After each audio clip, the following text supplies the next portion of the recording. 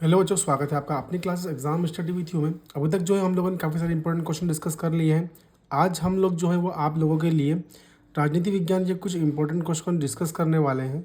अभी तक हम लोगों ने जो है वो इतने सारे इंपॉर्टेंट क्वेश्चन देखे हैं कि अगर आप सबसे ज़्यादा अगर सर्च करेंगे तो आपका पॉलिटिकल साइंस मतलब कि राजनीति विज्ञान की ही आप लोगों को सबसे ज़्यादा क्लासेस मिलेगी, क्योंकि इसमें छुट्टियाँ काफ़ी अधिक मिली थी हम लोगों को। ठीक है, मेरी कोशिश ये रहेगी कि आप लोगों के लिए जल्द से जल्द 1 या 2 दिन में मैं भूगोल के जितने भी मैप हैं उन सभी मैप को बिल्कुल अच्छे से क्लियर करवाने की पूरी कोशिश करूँगा। ठीक है, तो अगर चैनल पर नए जुड़े हैं तो प्लीज़ पहले तो चैनल को आप लोग सब्सक्राइब करें। अगर आपने पहले पुरानी क्लासें देखी हैं तो उनको लाइक करें, उनको शेयर करें।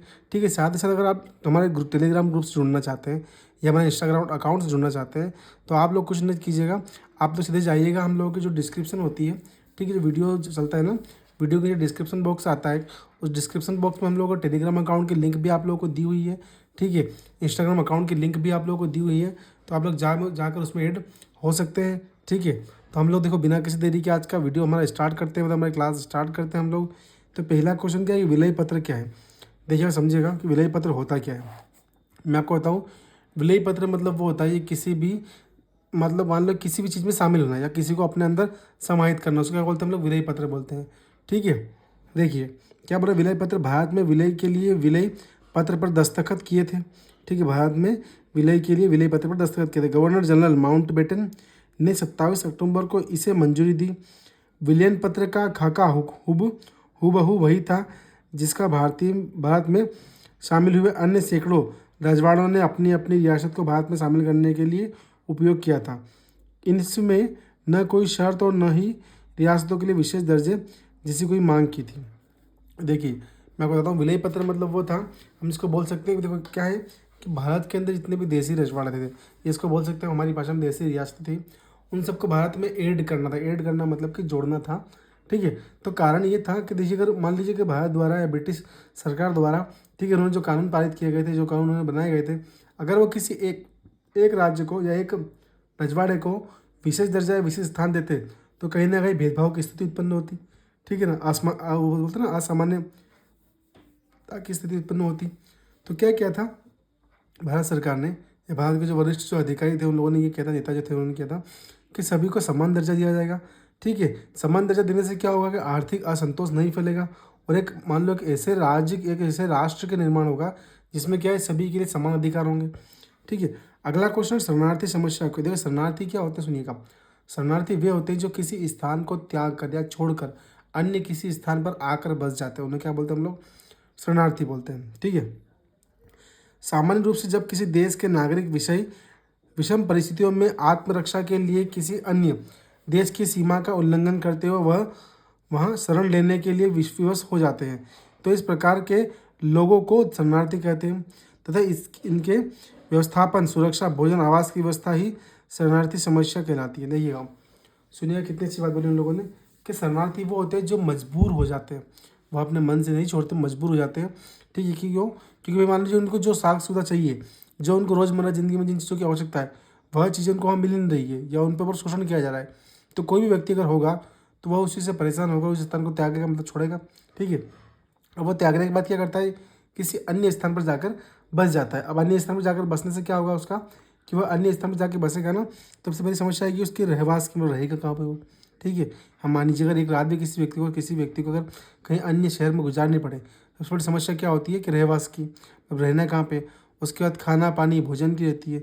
ठीक है, देखिए कोई भी चाहे संसार सब जो है वो सबको एक साथ रखता हो।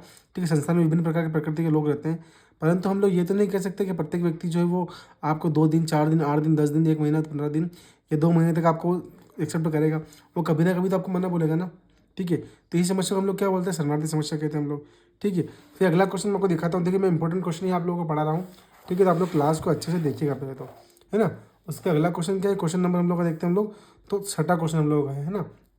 छठा क्वेश्चन क्या बोल रहा है, देखिएगा कि आज़ादी के समय देश के पूर्व और पश्चिमी इलाकों में राष्ट्र निर्माण की चुनौतियां लिहाज से 2 प्रमुख अंतर बताइए। मतलब राष्ट्र निर्माण के देखिए क्या बोलेगा कि आज़ादी के समय देश के पूर्व और पश्चिम इलाके में राष्ट्र निर्माण की चुनौतियों के लिहाज से 2 चुनौतियाँ। तो क्या बोल रहा है, देखिए पहला ये बोल रहा है वो, देखिए क्या बोल रहा है कि आज़ादी के समय पूर्व बंगाल और पश्चिम बंगाल, कौन सा बंगाल, पूर्व बंगाल और पश्चिम बंगाल में क्षेत्र में राष्ट्रीय नीति की चुनौतियों के दृष्टिकोण से दो प्रमुख अंतर निम्नलिखित है। पहला क्या बोल रहा है वो देखिएगा। पहला बोल रहा है कि दोनों क्षेत्र मुस्लिम बहुसंख्यक थे, मतलब जहाँ दोनों क्षेत्र थे वहाँ पे अधिक मात्रा में कौन थे, मुस्लिम निवास करते थे, इसलिए उनको क्या बोलते हैं, मुस्लिम बहुसंख्यक क्षेत्र बोलते हैं उनको, है ना। जिन्हें पूर्वी और पश्चिमी पाकिस्तान बनाया गया। कौन सा पश्चिमी पाकिस्तान बनाया गया उनको, पूर्वी और पश्चिमी पाकिस्तान उनको बनाया गया। अगला क्या है दूसरा, सीमा के दोनों ओर अल्पसंख्यकों की समस्या थी, इसके सामने अपने घर तोड़ने का ही विकल्प था। मतलब दोनों के सामने क्या थी, समस्याएं थी अल्पसंख्यकों की, मतलब किसी अदर स्थान पर जाकर उनको बसना था, ठीक है। तो उन लोगों के पास क्या थी कि अपने घर को छोड़ने का ही विकल्प से केवल उनके पास रह गया था, मतलब त्यागने का, छोड़ना मतलब त्यागने का विकल्प उनके पास रह गया था, ठीक है। अगला क्वेश्चन क्या है, क्वेश्चन नंबर 7 क्या बोल रहा है हम लोग का कि भारत के राष्ट्र निर्माण की कौन कौन सी चुनौतियाँ थी। मतलब राष्ट्र निर्माण किया गया था भारत द्वारा, ठीक है। भारत में राष्ट्र निर्माण जब किए गए थे तो कौन कौन सी चुनौतियाँ उनके सामने आई थी, ठीक है। तो देखिए क्या बोल रहा है कि राष्ट्र स्वतंत्रता के समय भारत में राष्ट्र निर्माण की निम्नलिखित चुनौतियाँ थी। पहला बोला भारत को एकता के सूत्र में बांधना, मतलब भारत की जितनी भी देशी रजवाड़े थे, जितनी भी रियासतें, उनको एकजुट में उनको बांधना था, है ना। फिर सेकंड क्या है कि लोकतंत्र की स्थापना करनी थी। लोकतंत्र मतलब लोगों के द्वारा चुनते हैं जिसको, ठीक है, उसकी स्थापना करनी थी। तीसरा है ऐसे विकास की जिससे समूचे समाज का भला हो सके, मतलब एक ऐसे विकास की आवश्यकता है जिससे जितने भी समाज है, ठीक है, जितने भी रजवाड़े भारत के अंदर जो शामिल हुए, जितने भी मानव है, जितने मनुष्य जो मान लो भारत के अंदर संगठित हुए, मतलब एकत्रित हुए, उन सभी का विकास हो सके, ठीक है। रजवाड़ों के विलय की समस्या, मतलब कुछ रजवाड़े ऐसे थे जो मिलना नहीं चाहते थे, तो एक समस्या वह भी गंभीर थी, ठीक है ना। फिर अगला क्या है, पांचवा क्या है कि शरणार्थियों की समस्या। शरणार्थी की समस्या मतलब वो कि जो लोग पाकिस्तान छोड़ के भारत में आकर बसे, है ना। अब देखिए अगला क्वेश्चन क्या बोल रहा है ये कि देखिए 8वां क्वेश्चन हम लोगों का, क्वेश्चन नंबर 8 क्या बोल रहा है कि कश्मीर विवाद पर पाकिस्तान द्वारा क्या तर्क दिया जाता है, इस संक्षेप में लिखिए। देखिए कश्मीर विवाद के संबंध में पाकिस्तान का तर्क निम्नलिखित है। पहला क्या बोल रहा है कि द्विराष्ट्र सिद्धांत के आधार पर मुस्लिम बाहुल्य कश्मीर का पाकिस्तान के साथ विलय होना चाहिए। मतलब ये बोल रहा है कि भाई जो हम लोग बोल रहे हैं कि जो कश्मीर है उसमें क्या अधिकांश लोग 90% लोग जो है, मतलब 50% अधिक लोग जो है वो क्या है, मुस्लिम है। तो पाकिस्तान ये दावा करता है कि वो क्षेत्र किसका है, पाकिस्तान का, क्योंकि वो मुस्लिम क्षेत्र है वहाँ पे, ठीक है, अधिकांश मात्रा में जो मुस्लिम निवास करते हैं वहाँ पे, है ना।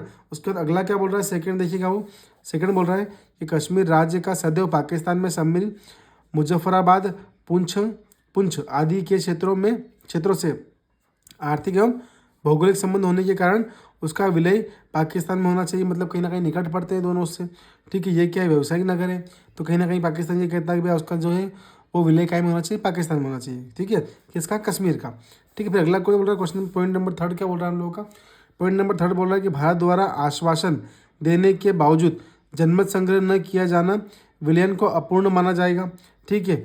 अगला चौथा पॉइंट क्या है, कश्मीर की मुक्ति के लिए सीमा पार से घुसपैठी करने वाले आतंकवादी नहीं अपितु कश्मीर को मुक्त करने वाले स्वाधीनता सेनानी चाहिए थी, सेनानी है, ठीक है। मतलब पाकिस्तान ये कहता है भैया कि जो घुसपैठी को पाकिस्तान भेज रहा है, कहाँ, कश्मीर भेज रहा है वो, तो वो घुसपैठी नहीं बल्कि क्या है, वो कश्मीर को भारत से आज़ाद करने वाले स्वतंत्रता सेनानी है। वाह कितनी अच्छी बात बोलता है पाकिस्तान, ठीक है। हम क्लास को नहीं जो रोकेंगे, कारण ये है कि आप लोग ज़्यादा लंबी क्लास देखते नहीं, और मेरा भी लक्ष्य यही है कि आप लोगों तक कैसे भी करके बिल्कुल जो इंपॉर्टेंट है, मोस्ट इंपॉर्टेंट क्वेश्चन है वही पहुंचाने का मेरा मकसद आप लोगों तक रहता है, ठीक है। तो अगर आप लोगों को क्लास पसंद अगर आती हो तो आप लोग प्लीज़ क्लास को लाइक करें, ठीक है। और चैनल को आप लोग सब्सक्राइब नहीं कर रहे हैं तो चैनल को प्लीज़ आप लोग सब्सक्राइब करें, और एक बार आप लोग शेयर नहीं कर रहे हैं तो शेयर जरूर कर दें, ठीक है। और साथ ही साथ आप लोग टेलीग्राम ग्रुप में अवश्य रूप से जो है ज्वाइन हो जाए, क्योंकि कहीं ना कहीं हम लोग जो सारी लिंक जो हम लोग की वो टेलीग्राम ग्रुप में बिल्कुल आती है, सारी इन्फॉर्मेशन वहाँ तक आती है, और यहाँ तक कि जितने भी PDF वगैरह होते हैं, इंपॉर्टेंट PDF वगैरह,